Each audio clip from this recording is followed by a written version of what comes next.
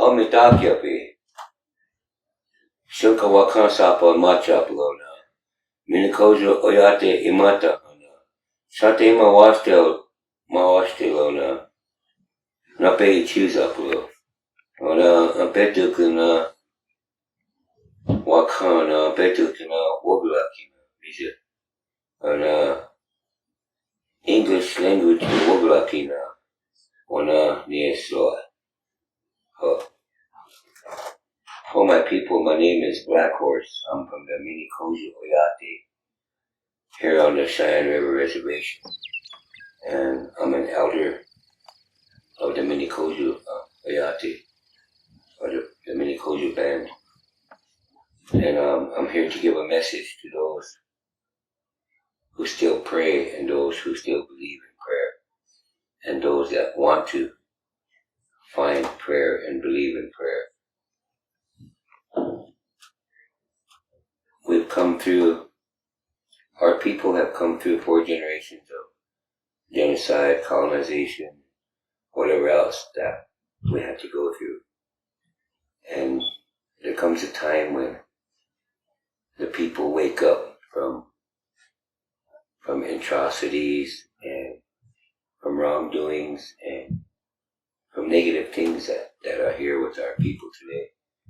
And a lot of our youth are waking up and looking for answers and trying to find why they're here. What is their purpose? And today, as an elder, I am a praying person. I believe in our Ola Kota, our way of life. And it is through the elderlies and oral history that this message is coming from for the youth and those who pray. Mother Earth has become unbalanced in a way that it's hurting our people, getting them sick, getting them addicted, and many other things. And so our youth are looking for answers. And my message to the youth is to learn how to pray. Or in our language it's called Ochekia. And Ochekia is understanding Wakan Tanka's creation. From the blade of grass to the redwood forest. From the ant to the giraffe. And everything in between. It has become unbalanced. From man's decisions, man-made laws, and it's brought chaos to Mother Earth. And there is a people that have taken care of Mother Earth through prayer. And it's our people, the red people, all nations of the red people are part of this. And as we were taught orally, through prayer, through songs, through ceremonies, our people have been taught that we see no color. And even though we've been put through many, many atrocities, in our hearts we still see no color. So we need to learn how, those of us that know how to Ochekia or pray, we must teach the youth, because their hearts are open, their minds are clear, but they want to know something, they want direction, they want guidance, they want understanding. And Mother Earth offers food, water, clean air, and a fire to cook, keep us warm. All these things come into balance with all nations of Mother Earth, including the four-legged, the winged ones, the ones that breathe underwater, and the ones that live underground. And so through Ochekia, through prayer, we must all come to an understanding that we were born under Wakantanka's law. We were born free. We were born fearless. We were born with love, compassion, truth, honesty, and a way of life. And so when you want to reconnect with that, you use the gifts that were given to you by the Creator at birth. One of them is your chante, or your heart. It's the strongest muscle in your body, and it keeps your body going every day. And to live from your heart is to practice compassion, truth, honesty, love, courage with those around you, your friends, relatives, family. The next thing he gave you was your voice, to sing, to talk, to pray, Ochekia, to Wakantaka, the Creator. And the third thing was your tears. And long time ago, when we used our tears, we cried tears of joy, happiness, courage, understanding, because we practiced it every day, and our spirits were so full of spirituality that we had to release some of it to obtain more knowledge and more understanding of the Creator and His creation. So, like Mother Earth has a heartbeat, as well as we do. Mother Earth has a voice through the thunder, the lightning, to be heard by the Creator. And the rivers that flow through Mother Earth are like our tears that flow from our bodies. Always flowing, always have life. So the youth must understand that when you plant anything, a seed, whether it's a flower or a vegetable or a tree or a medicine, it's part of restoring the balance of Mother Earth. And I've met some good people that have come to our land to do these things, to plant our foods and our natural trees. And it's all part of the beginning of restoring the balance. And the youth, you are the ones with the strength, you are the ones with the knowledge, you are the ones with the future in your hands. And if you want to know who you really are, to know your language and culture, we are here to teach you. We do not judge you. We do not scold you. We're not here to get angry at you. We're here to show you love, compassion, truth, honesty, and courage. And all those come together when you pray, when you watch Shakia, and it's okay. It's okay to want to learn these things that you were born with, and to activate that spirit in you, and to do, your job here on Mother Earth. We all have to work together. And when I say we see no color, I mean, we're not racist, we're not prejudiced, we're not nothing against anybody or anything. That's not who we are. We were taught to be that, but in our hearts, that's not who we are. So when we go back to learning our culture and our way of life, you're restoring the balance within yourself. And by doing that, you come to an understanding of who you are and why you're here, and great, wonderful, beautiful things happen.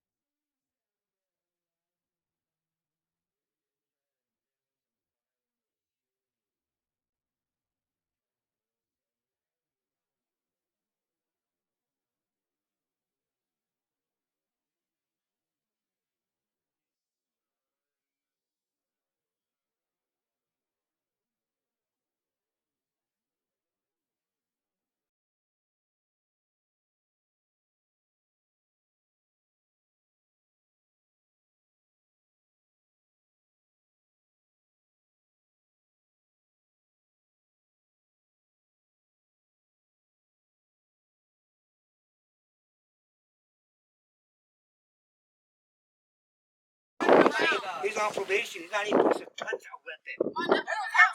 Did she show you the bite? Did she show you the bite? Where is it? These dogs don't let people get near them. My name's John. John. John. Do I need to tell you? Why are you questioning? Well, then quit asking us questions. We're trying to figure out the story because we know what happened. Over there, then you figure it out. We got something to do. John.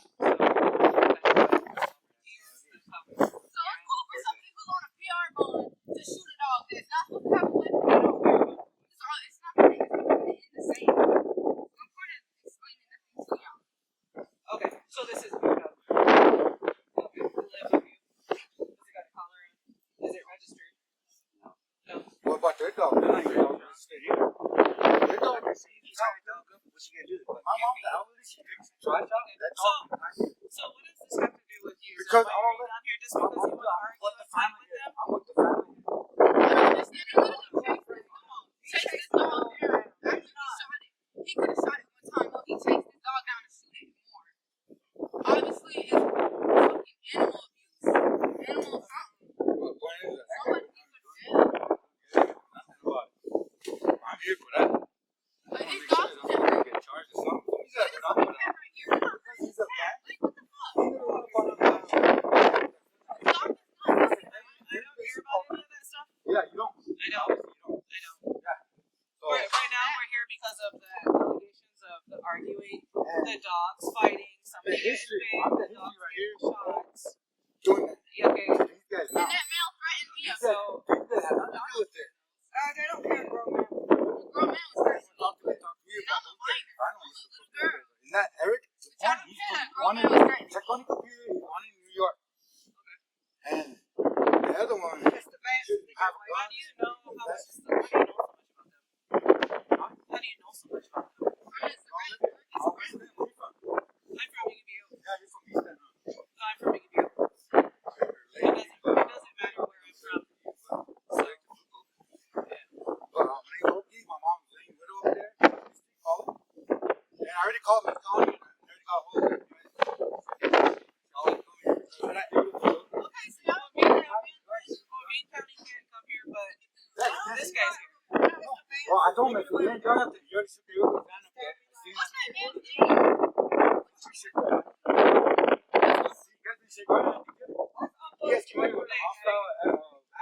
No, I said, where's the dog? That's what I said. Because they were like, there's a dead dog over here. So I guess you want me to shake your hand? I'll shake your hand. Yeah. You just want to argue. I'm not going to argue with you. why you guys pick up with them? They stuck their hand out to shake my hand, so I shook their hands. I'm not trying to argue with you. Who was being hostile?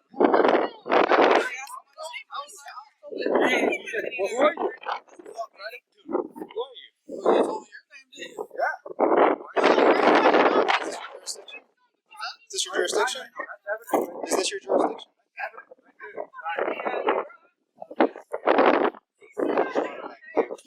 Do I have to answer that question?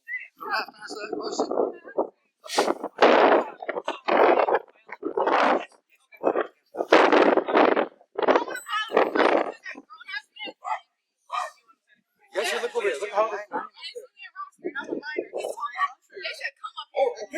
Okay, well, I don't understand what you do. Okay, next time you get a name, man. My name's Oki, man. They told me to come to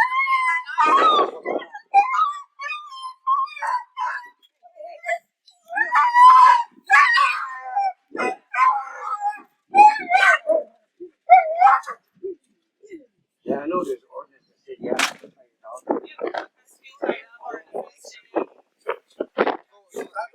Right to shoot at him.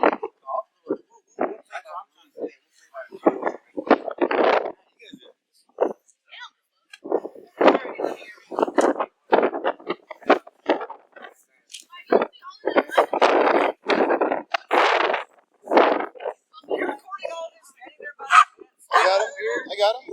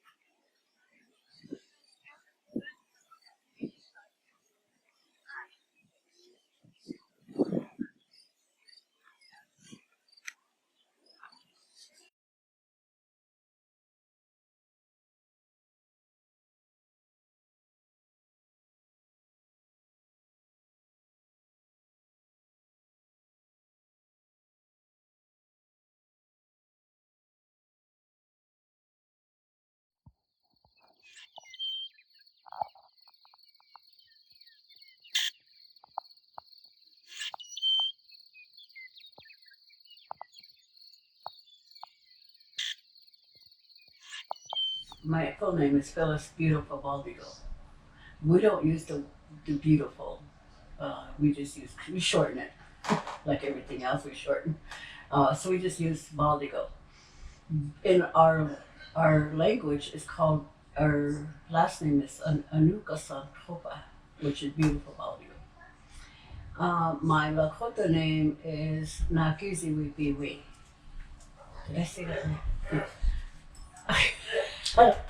It's Naki Wizipiwi, jealous of her woman. That is my Lakota name that my grandmother gave me when I was 2 years old. That was before she went blind. I always thought, why did she give me that name? Because it kind of stuck with me, you know, and jealous of her woman almost became that as I was growing up, but I like it. I grew up in what we call the Red Scaffold community. When I was born at a younger age, grew up in Red Scaffold till I was 6. I think I was 7 when we moved, 6 or 7 when we moved to Cherry Creek. So we moved there.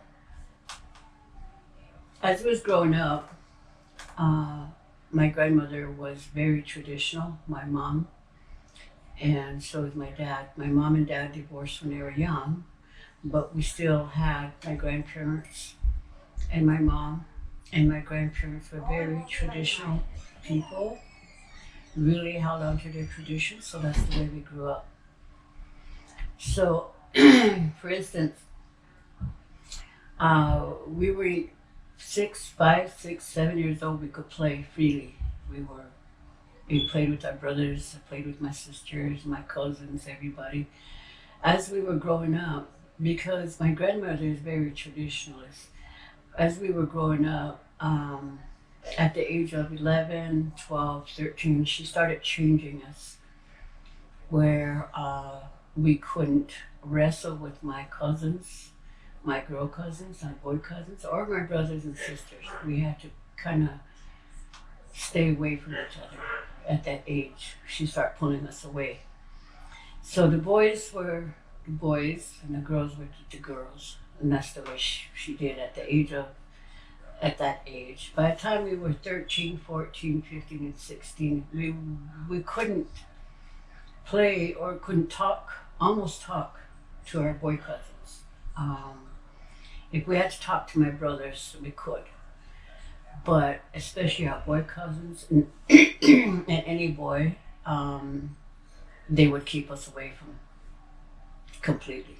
It was kind of the mutual respect that she taught us at that age. So it was and she was very strict in that area. My grandmother was the most important person in our lives at that time, especially myself and my sister, because she taught us a lot. To this day, I never would hit my brothers or my sisters because I have so much respect for them. And that's what we were taught growing up in a traditional home. So I grew up in that way, and so I kept a lot of my traditions. My grandmother especially, okay, I'll give you an example of what a tradition is. At night, my grandmother used to stand outside and she'd call our spirits home, because we go and play, we go away and we play, and we come home in the evening. After we get home, she called our spirits home. Wanakue, wanaglia, that's come home. It's calling our spirits home. And she did that all the time. Even though we didn't know until later in age what that was about, because she would be calling my brother and he'll be sitting right there and he'll be just looking at her. I'm right here. But at that age, we didn't understand what she was doing. So she said, every time you go away, especially on a long trip, you call your spirit home. You call your spirit 4 times. 4 times. And then you tell them to come home, because your spirit goes with you each day you go.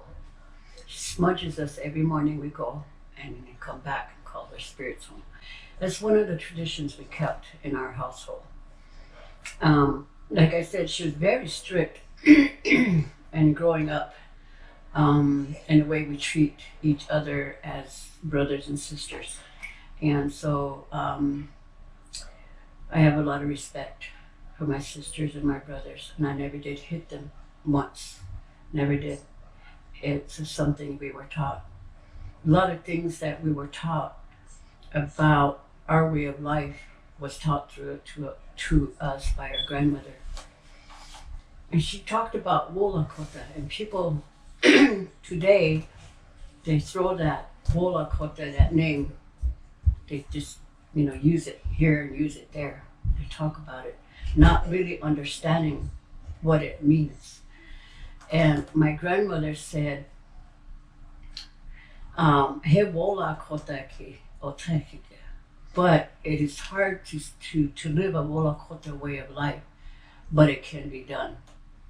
And it comes from your chante, your heart. It comes from what we were taught. My sisters and I, were very compassionate about things, about our way of life, because it's a feeling, especially for our language, which is I think the most important thing is our language. It's dying, and we need to bring it back. And I will talk about that too.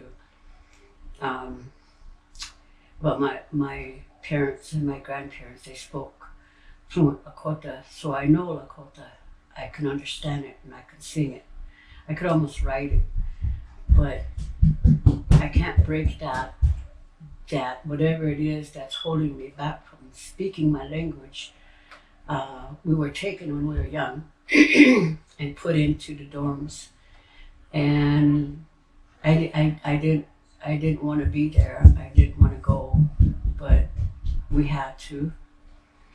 I didn't like the way they treated us. We can't speak our language. We were treated bad. I don't like to think about it, but I remember as a really young person going to the dorms for the first time, and it was the most scary thing. And they took us in a little room with 2 big tubs, and they scrubbed us down like there was something on us or something they were trying to scrub away from us, and I couldn't understand it.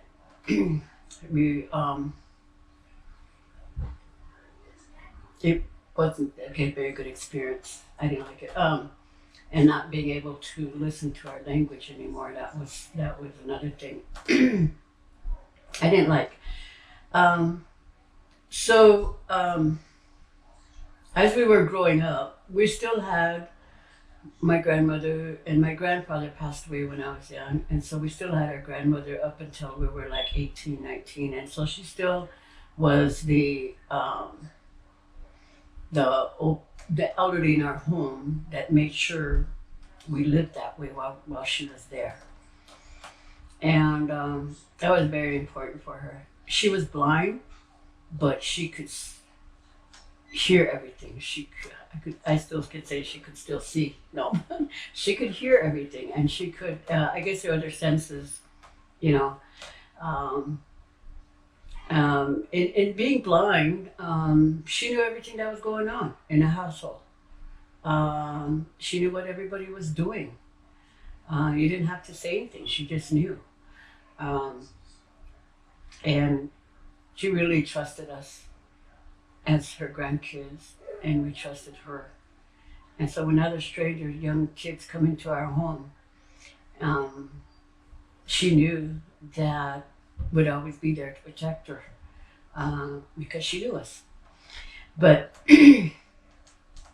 so we go on, and we all grew up and went our separate ways and did our own things. My dad was just recently passed away in 2016. My mom passed away in 2013. But my father was at the end of his life very, my father did a lot of things. He was a veteran, World War II veteran. He jumped on D-Day. There's a lot of things he did in life. He was a traditional dancer. And one of the things that I want to talk about, his vision. In 2009, he had a vision that had 155 acres of land that I didn't know what I was going to do with, but I did take it off lease, and I fenced it off. And I held on to it since 1998, I believe. And then in 2009, he had a vision and asked me if I would use my land for his vision, and I promised him I would. So to him, our language is really important. And he said, if we don't do anything about our language, it's going to disappear. If our language disappears, we will disappear as a people. And he was afraid in generations to come that will happen. So that's what his vision was about, was to save our language. And what I wanted to do with the 155 acres was to do building that would teach Lakota language in one room for the men and one room for the women. And he gave me the idea and told me all about his vision, how it was going to be taught. And I sat there and listened to that vision, and I seen his vision.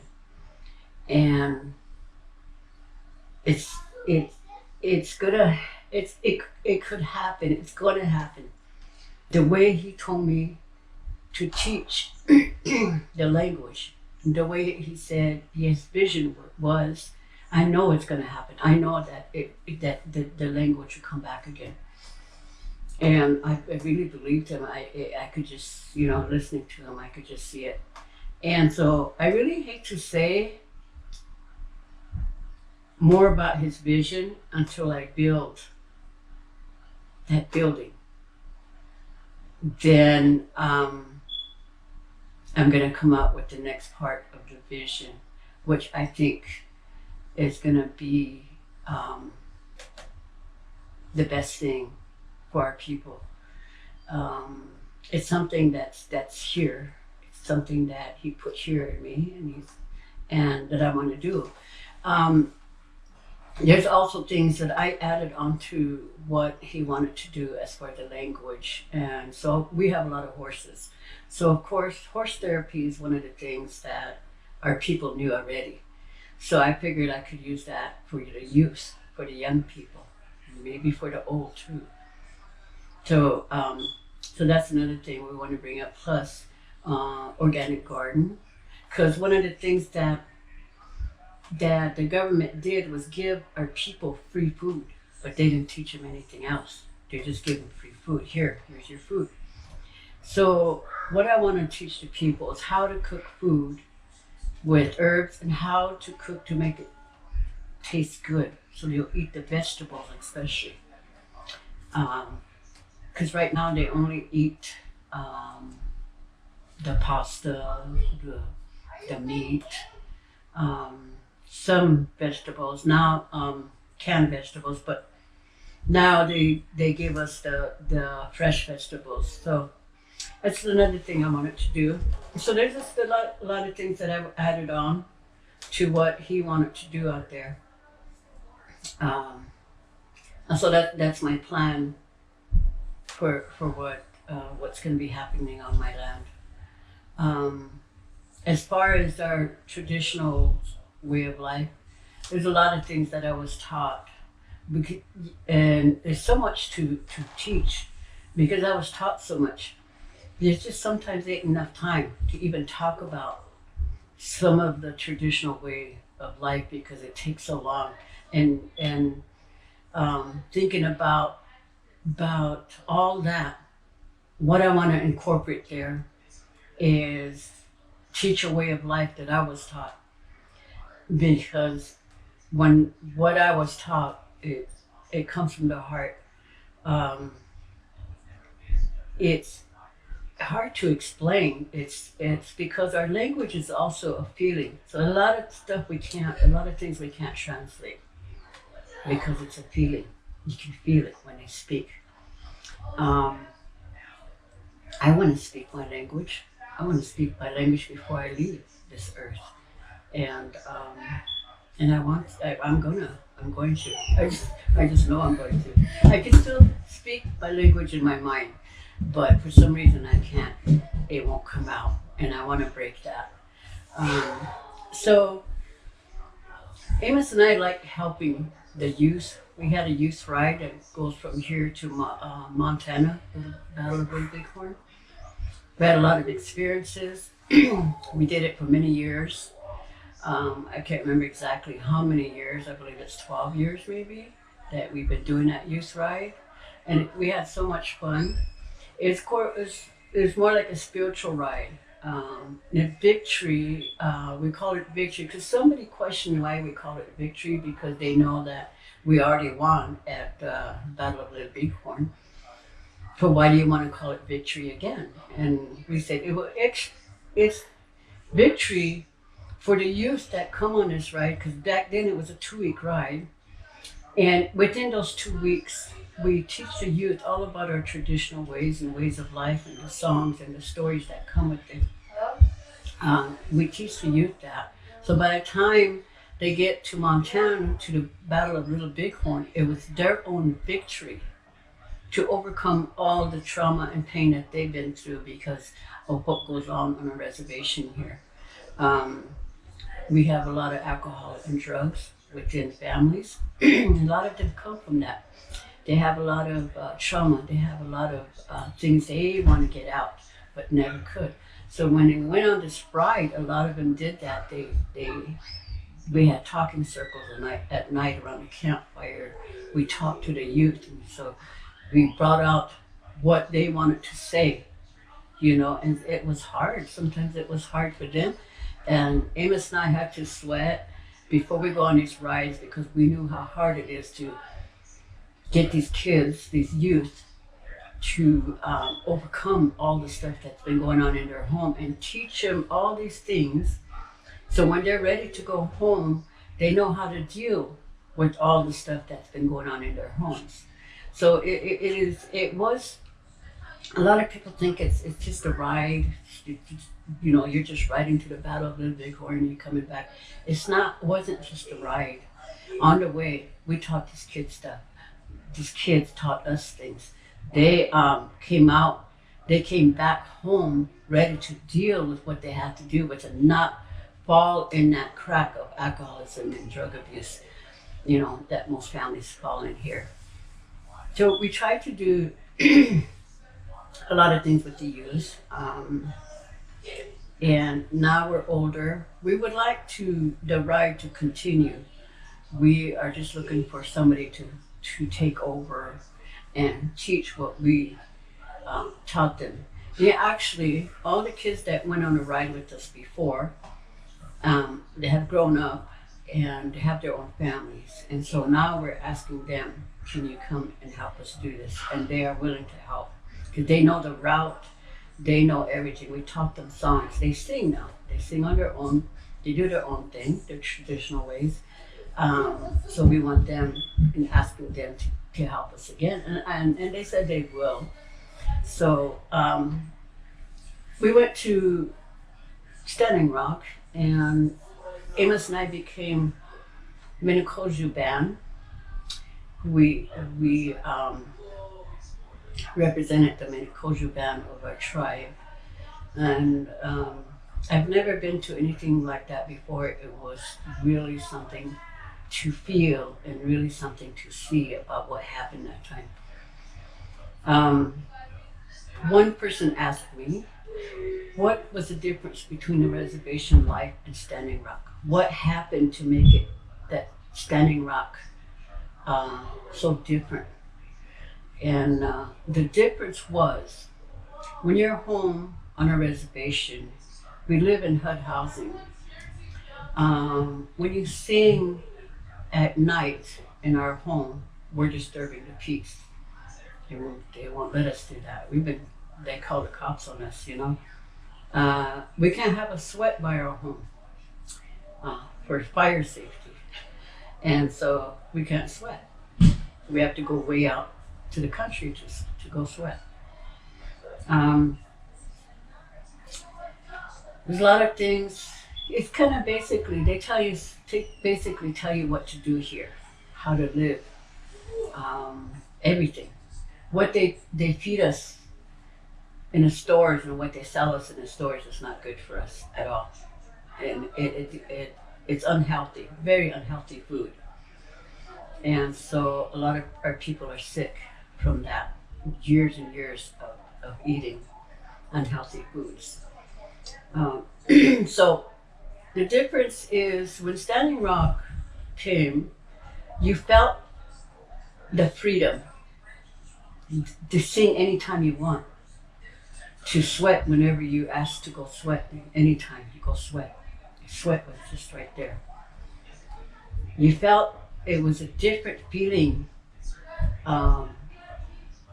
really different. You could just feel the difference in what was going on in Standing Rock and a reservation. how life is on a reservation. You can feel the difference.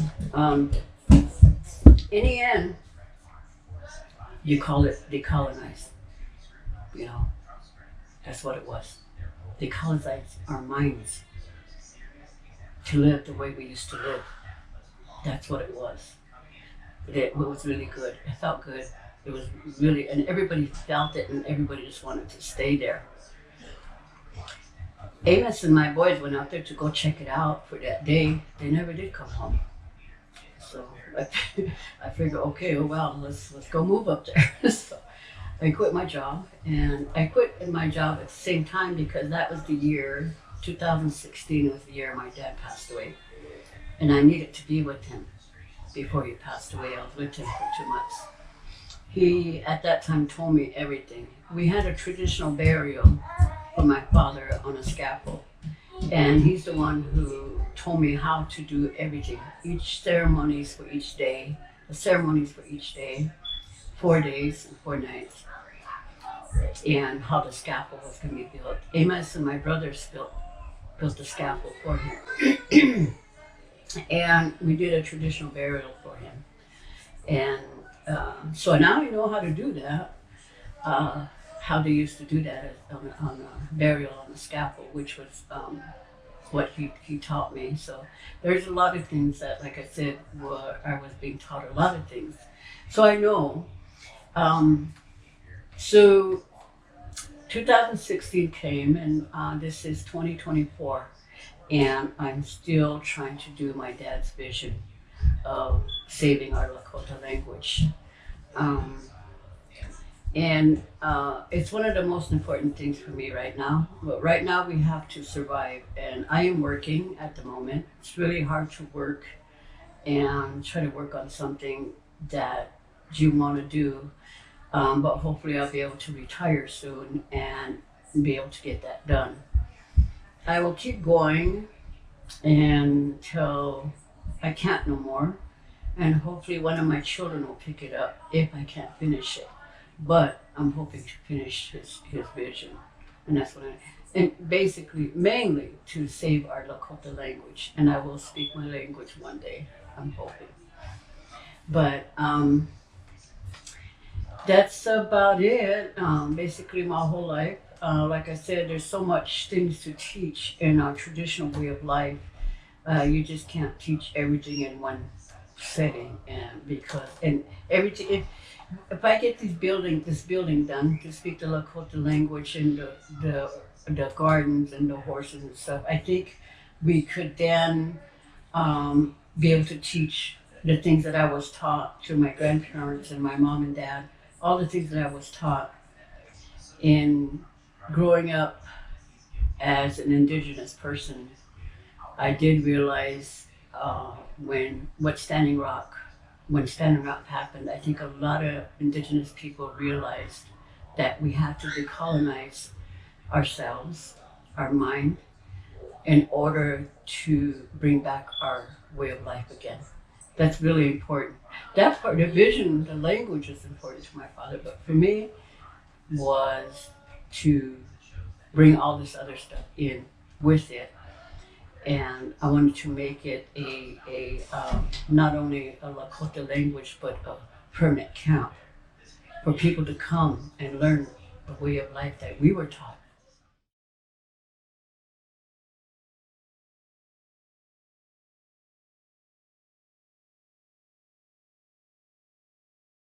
With that, I want to say to everybody and to those that came to our land to help and plant trees and start the balance, I want to say thank you, and I want to sing a song for everybody that hears this message of hope, here's this message of there's a very bright light at the end of the tunnel, we just got to get to it.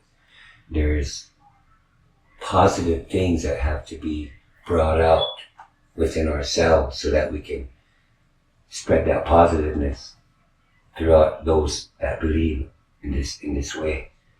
Mother Earth is a beautiful place. She'll always be here. And our people are beautiful people, as well as other races, and we will always be here. But now the time has come to pray for Mother Earth, because we got nowhere else to go. It's the only place. And she's still beautiful as ever. She's still plentiful. She's still giving. And we must learn to give back. And by giving back, you learn how to pray, to give thanks for Wakantanka's creation. Everything he created is beautiful, wonderful, glorious. And to connect with that is to be oneself, to find yourself. So it's through this song that I will say thank you.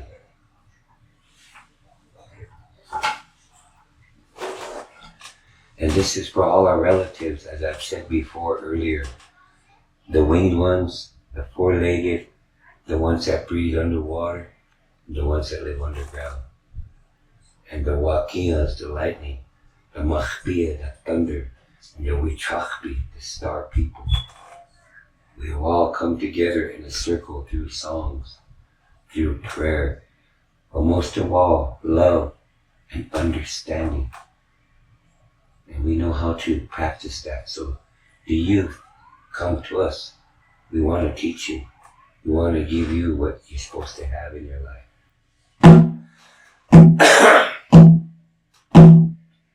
Wakatoka shela pela maya yelo hey chanu pa wakacha maya guelo pela maya yelo when chose anyone, Maya Guelo, Pila Maya, Pila Maya, Jalupa Wakacha, Maya Guelo, Pila Maya, we chose Aniwa Maya Guelo Pila Maya Pila Maya Yelo Oye Chitolo Nikapi Oyase